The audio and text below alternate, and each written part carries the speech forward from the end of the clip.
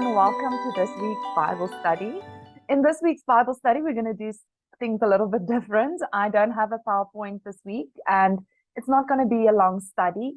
And we're just going to look at some key points for this week's portion, and then we're going to move on to an event that takes place over the weekend, and that's called the 9th of Av. And I'm going to end with that. But we're going to start off with this week's Bible study. And this week's Bible study is called Devarim, which means words. And this is the start of Deuteronomy. And this week covers chapter 1 to 3 of Deuteronomy. And so this Devarim or Devar, the meaning of the word, can also mean to speak. And it's something that's spoken into action. Okay. And if you look at the entire book of Devarim, it's basically, they call it the Mishnah Torah, and it means that it's sort of a repetition.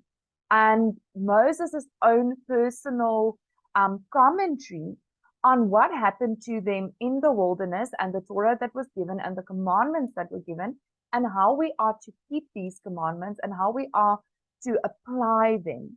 And so it's actually sort of Moses' own, it's like his bibliography, you can almost say, for what happened in the wilderness and how he thought things should happen. So you'll see a lot of repetition as we go through this book in the Bible. You'll see we'll repeat stuff that we've done in previous portions. Okay, so this week starts off with Moses sort of recapping why they've been in the wilderness for 40 years instead of just 2 years, why they were staying a bit longer.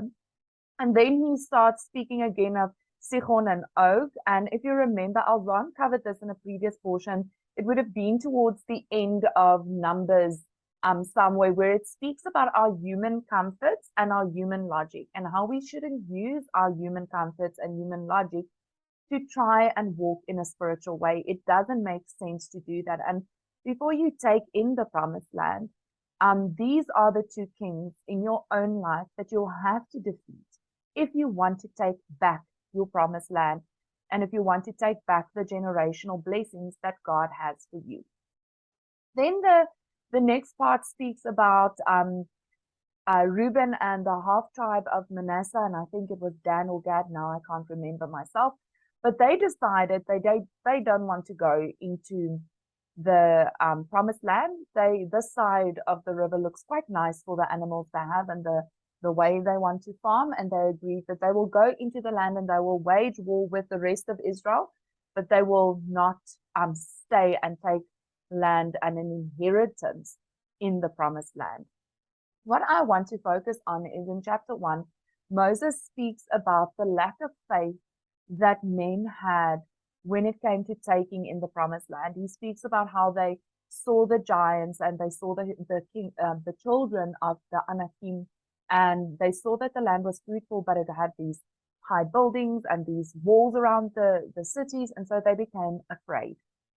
And so what he basically says is that they lacked Emuna. And Emuna is the word in Hebrew that we use for faith or faithfulness. Now, I want us to just pause here just for a little bit, because there's an amazing book, Emuna, that's written by a rabbi that I once read, and it's if you guys want to know, we'll put the name of the book in the description below if you want to read it. It really is a good book to read. If you're a South African, you'll probably only get this book on Amazon. It won't be something you can purchase in a normal bookstore. But it is an amazing book, and the book is a sort of a narrative book. It's full of stories, which is the proper rabbi way of trying to teach you to do something, is to tell you a story on how to apply it. But they had a lack of Emuna. And then Moses says, because they feared. And so we see a lack of faithfulness is not having disbelief in God or not believing that God exists. It is acting out your fears, acting in your fears, giving your power to the fear. And we've spoken about this before, where we said that God says He is the only thing that we can fear. And the reason for that is whatever you fear, you elevate to the level of God or even higher. You're saying this thing is bigger than my God, and that's then a form of idolatry. And so we see in Moses' explanation, he saw it the same. He saw that their lack of faith came out in the fears they had of the things they could see, and the fears they had on the things that they saw with their eyes, and they didn't know how God is going to overcome this. Even though God split a sea, made sure they had manna in the wilderness, he did all these things for them. He protected them in the wilderness, and all of those things, the fear just sort of, it's like a system reset, restored to factory settings that took place inside of them. They forgot everything God has done for them, and the fear of these people just completely took over. And so what we see is when men lack faith, when they lack Emuna, Tim said this, first of all, it will be to the detriment of their own children, because their children had to stay in the wilderness for 38 years. The second thing is that they will lose their reward, and they did lose their reward. All of those men that acted upon their fear and their lack of Emuna, they died in the wilderness. They couldn't take in their inheritance in the promised land. And then the last thing is they will die in the wilderness anyway. They were so scared of dying in the promised land and dying in war or dying in by the hand of these people in Canaan that God said, well, you're going to die in the wilderness in any way. And Tim spoke specifically to men that did not want to go to war. This is what it was about specifically. So the first place that we see the word Emuna used in the story of Moses is when they just went through the Red Sea. And when they got to the other side, the Amalekites were waiting for them. And they waged war against Amalek. And as long as Moses' hands were in the air, they won the war. But as soon as his arms sort of fell down, they started losing the war. And so his brother and a friend helped keep his hands up, right? And when his arms stayed steadfast, that is the word that's used, steadfast, then they were able to prevail against Amalek. And so that word for steadfast is Emuna. So we see steadfastness is a believing that God will be there for you. God will support you. When you face your deepest fears and when you are in your deepest battles, whether it is against yourself or something else, knowing that God is there, there's no lack in knowing. It's steadfast, it's concrete, it has strength in it. It's something tangible for you, even though you cannot see it. You know that you know that you know that it's there. And so what Tim said, he said that what we fear about our spiritual life will befall us in the wilderness, because that's the pattern that we see in the story. And so I want to advise you to, in those moments when the enemy wants to bring fear and let it override your thinking completely, your logic completely, of knowing what God has done for you because you've seen it, you've experienced it. Don't allow the enemy to come and wipe that from your memory. Remain steadfast in God. Remain steadfast in what He has promised you and what He has promised as a promised land for you. Don't skip on your inheritance because you are too scared to go to war, because the thing that you fear will befall you in the wilderness. And there's that scripture that also says that the things that you fear will come upon you, you know. And so I know Grant always used to say that the things that you fear or the things that you desire will become dreadful for you if it's not in God's will and plan. And so there has to be balance inside of you between what you want and what you fear and what God's will is and what did God say. And don't flip to the one or to the other side. Try to stay in balance with what God has promised for you and what you know that you know that you know that God is steadfast and He will never leave you alone. And don't miss your promised land because you are too scared to go and wage war with the creator of the universe on your side. It doesn't matter how big your problem looks. It doesn't matter how big you think the problems are, right? God has promised something to you. He will provide. The next thing I want to talk about is the 9th of Av, or otherwise known as Tisha B'av. And it happens over this weekend, and you might have some discrepancies in the calendar depending on following the Israeli calendar, and that will be a steadfast calendar, or if you're someone who follows the first sliver of the new moon. But it starts on Friday night, and it's usually a fast day and a day of mourning for the Israeli people. And the reason for that is because the Israeli people has lost both the first and the second temple were destroyed on the 9th of Av. Now, if we look at what Jeremiah said about this, right? Because there's this story in Jeremiah where he's continually warning the people that destruction is coming, and eventually it does come, and the temple is destroyed. And, and the people of Israel are taken into captivity. And Aleph Beta does amazing teachings on Tisha B'av. And one of the things that Rabbi Foreman said, well, he took the story of Rachel crying for her children being taken into captivity. And God then saying that, don't cry, because, I will bring them back. And there's this traditional story. There's many traditional stories that will come up in the story that I'm about to tell that I just don't have the time to cover. So I'd suggest you go to the Tisha B'av Aleph Beta. It's on YouTube, and search for it. And it's the longer one. It's the one that's like 42 minutes or 52 minutes. Go listen to it. He explains it in great detail. It's really good. But what in essence happens is there's this story about Rachel crying for her children, and that she wasn't the only one who cried in heaven or afterlife or wherever she is with God. She's not the only one crying. Other sages also cried, but God said, stop crying, Rachel. He specifically answered her tears. And this is a day of mourning. It is a day of suffering. It is a day of crying because the temple was destroyed. And this is the longest time that Israel has not had a temple. And so the people of Israel are well aware that it's because of the sin of the previous generations that God has destroyed the temples. And it must have been a horrid generation that it's still not rebuilt. And so if you read through Jeremiah 31, that's where you'll find the story of Rachel's tears for her people being children being led into captivity. But he answers why, Rabbi Foreman answers, why is Rachel's tears effective in God saying, stop crying, I will bring them back? And in order to understand that, you need to understand the tragedy of Rachel's life, right? She met Jacob. Jacob said to her father Laban, I really want to marry this daughter of yours. He says, okay, what will you pay for? He said, I'll work for 7 years.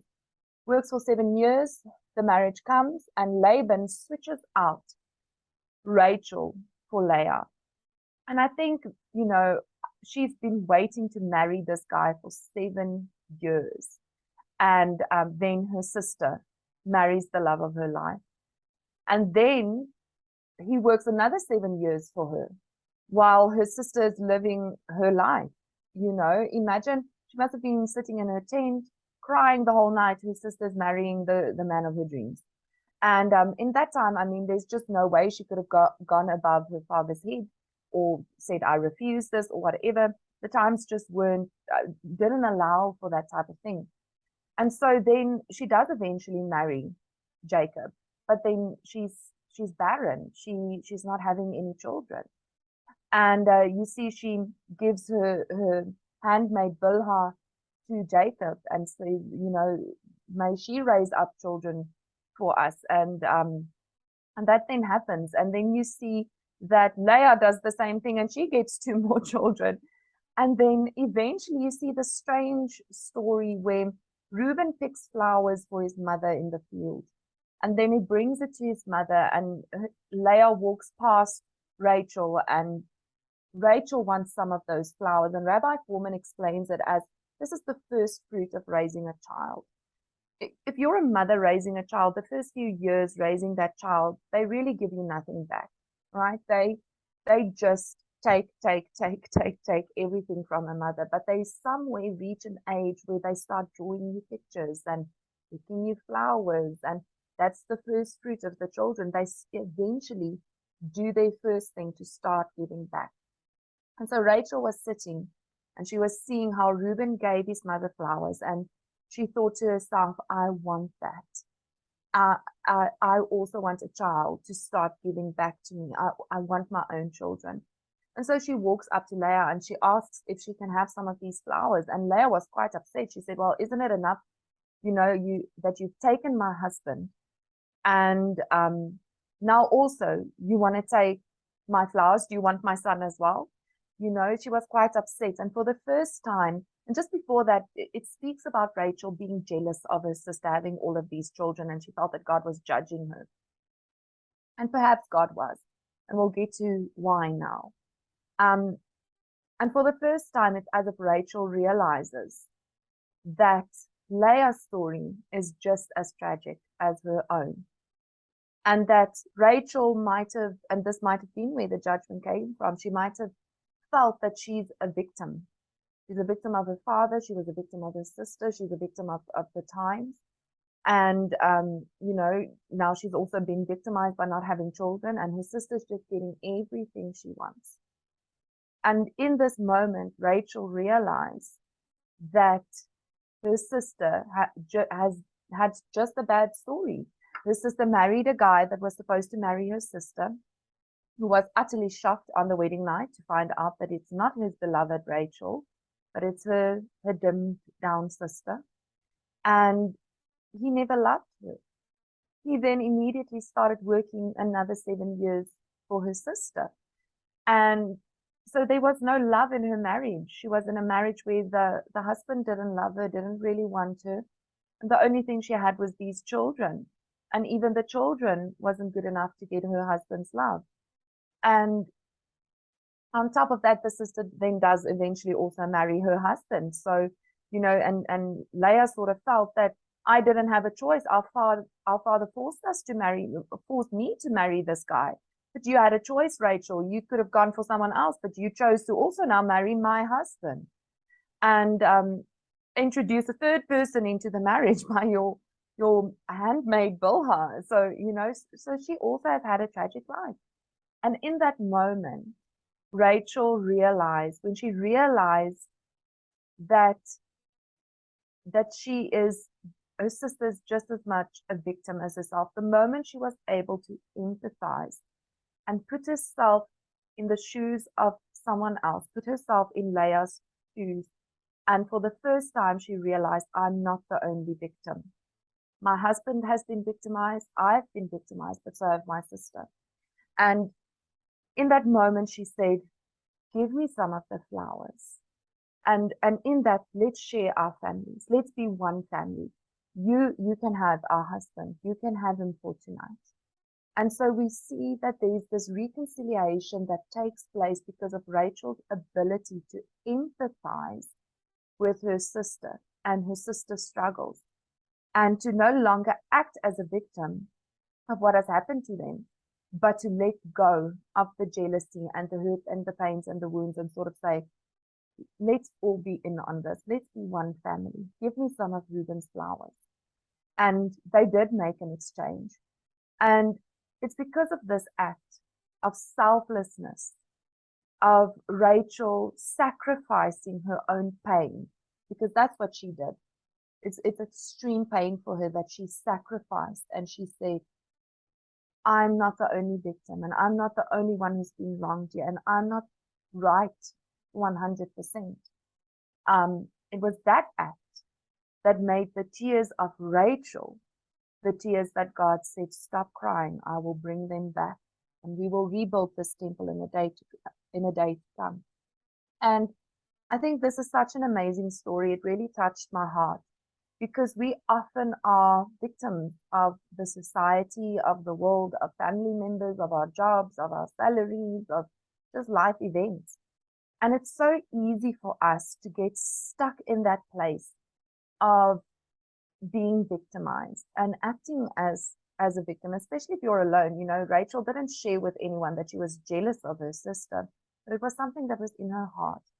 And we see that she didn't have kids during her times of feeling like a victim or feeling victimized or even jealousy of her sister. But it was when she was able to sacrifice her own pain on behalf of her sister and empathize with her that she eventually did receive the blessing of having kids. And this is, if we want to, we are the temple of God. And if we want our temples to be rebuilt, if we want it to be a place where God's presence can rest, where you can say, stop crying, I'll give it back to you. We need to empathize with our neighbor. And that's why Yeshua said that the greatest commandment is to love. Hear, O Israel, the Lord our God, the Lord is one. And you shall love the Lord your God with all your heart, with all your might, and all your understanding. And you shall love your neighbor as yourself. That is our highest calling, is to bring that into our own temples. And the phrase tikkun ulam is an amazing phrase. Tikkun means healing and restoration, and ulam means every realm, dimension, possible universe, whatever there is that is part of God's creation. That is taken about in the word ulam, and Grant always says there's no equivalent word in English or any other language. Is really all encompassing in every single way. But tikkun ulam means bringing healing and restoration to the nations, to the world, to everything that exists around us. And the idea is to bring us back to the Garden of Eden. And bringing us back to the Garden of Eden, you know, if you listen to Lisa Alwine's thing, she says that the Garden of Eden is a womb. And if you think of Rachel and her womb being barren, and how that barrenness was restored to a life-bearing womb, was by empathizing with someone else.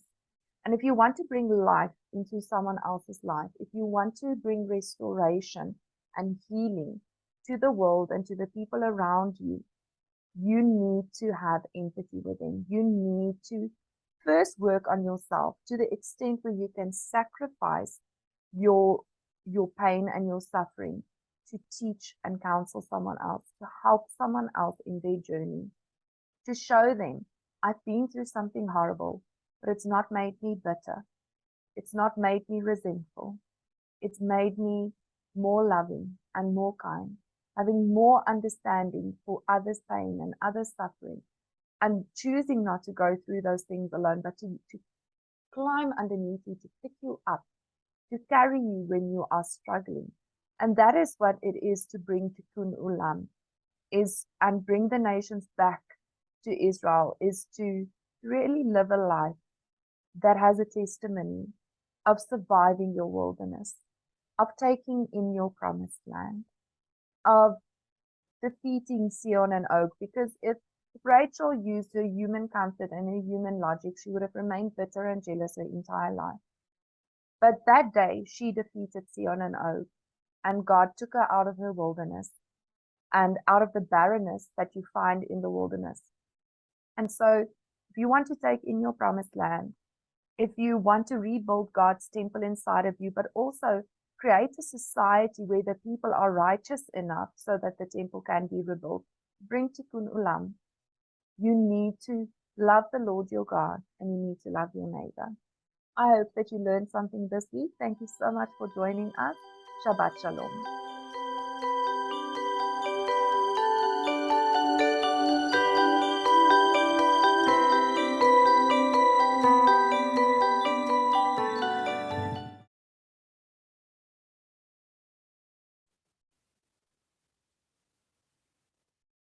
Welcome to this week's Bible study portion. And this week's portion is called Chukat, and it means statutes. Now we're going to look at this passage from Numbers 19 verse 1 to 22 verse 1.